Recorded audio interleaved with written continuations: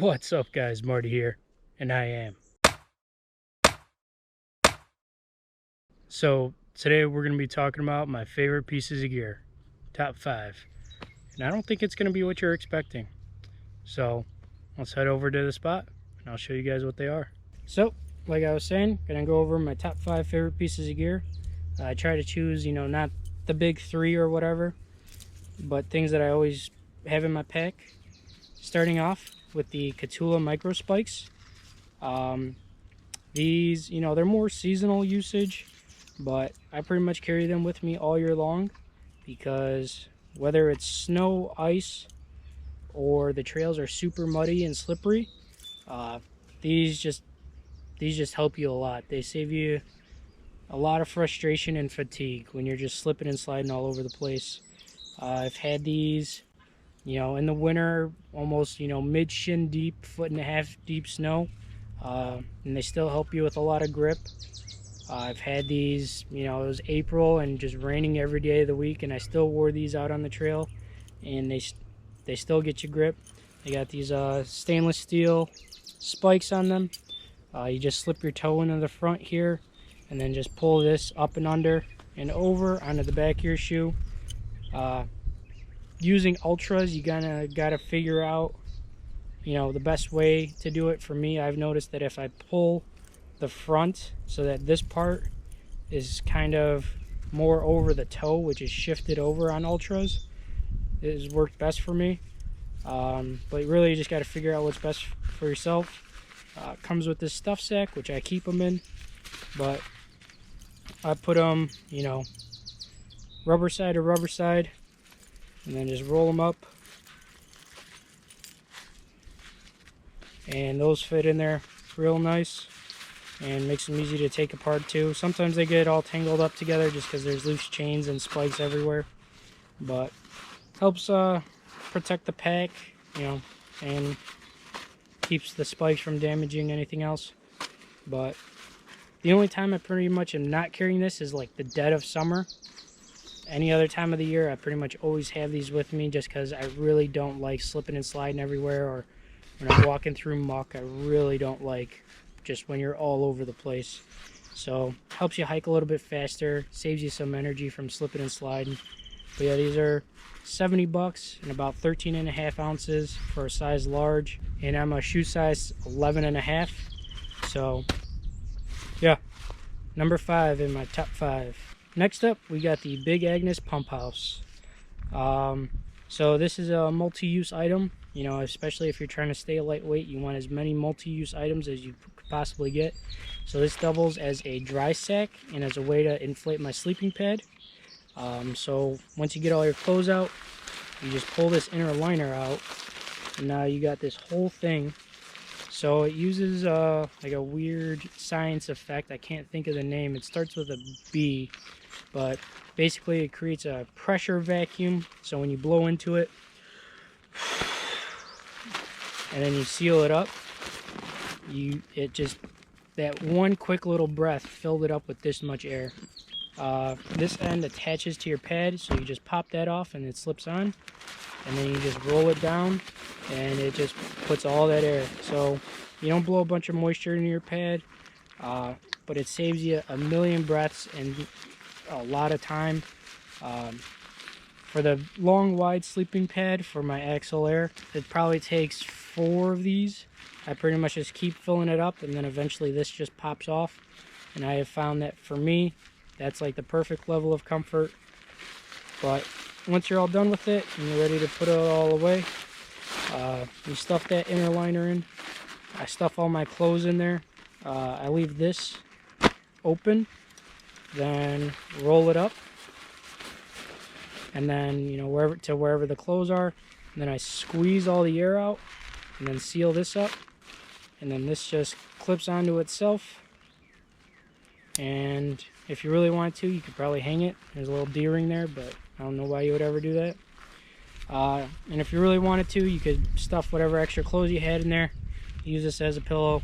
I do not, but yeah, just a lot of convenience, and saves you from feeling like you're dying from hyperventilating. Saves you a lot of time and effort trying to blow up your sleeping pad. Next up, we got my chair. So this is the Helinox Chair Zero. Costs about 120 bucks, weighs a pound. Rated for people up to 260, which is why I went with this one over the REI one, because I'm sitting at like 230.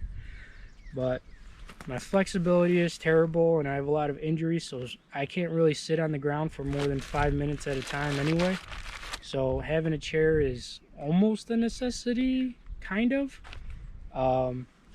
But it's pretty comfy. Combined with that, I have a Trekology ground mat, so the feet just slip into here, and then this just clips over it and make sure it stays on there.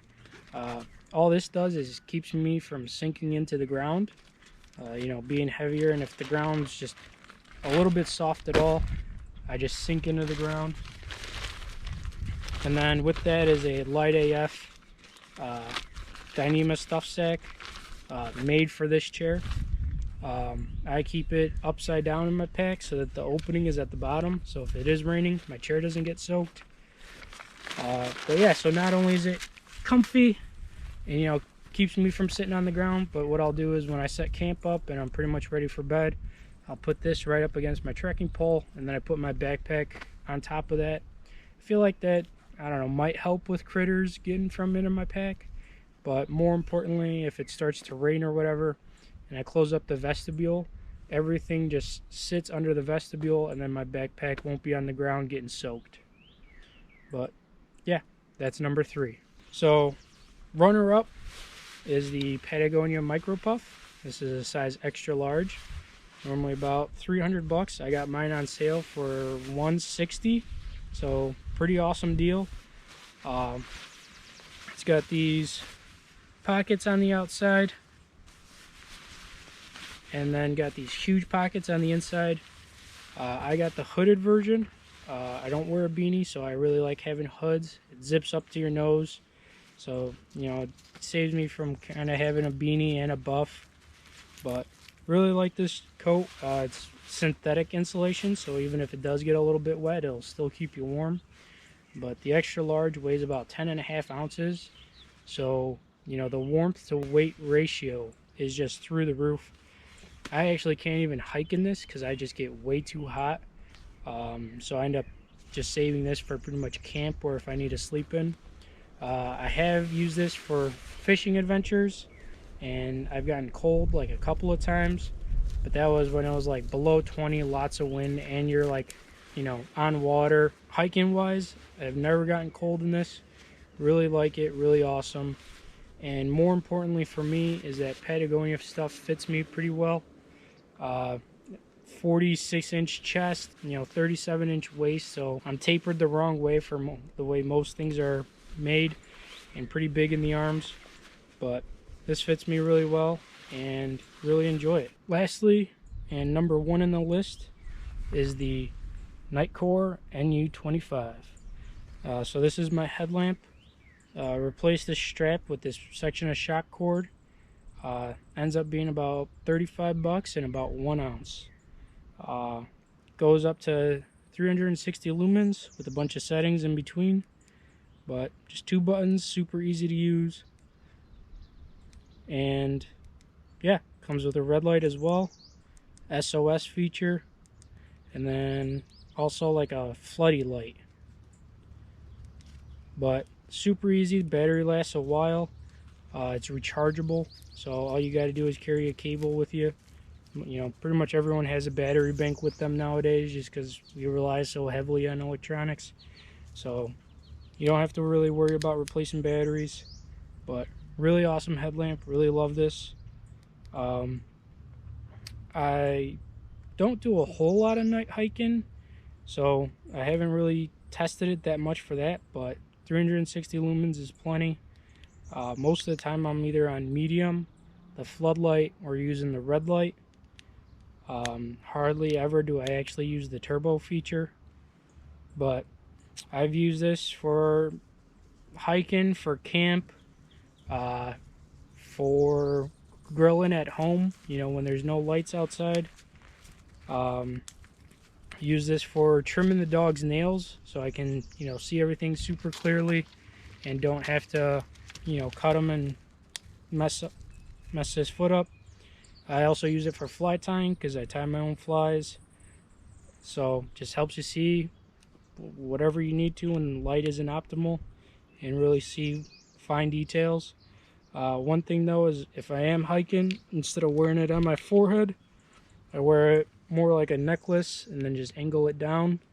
You know, weird light trajectory theory stuff just helps you see stuff better, and that way you won't trip on it. That's the Nitecore Nu25.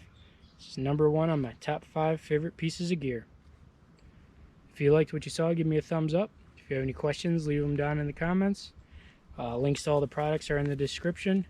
But thanks for watching, and I'll see you in the next one.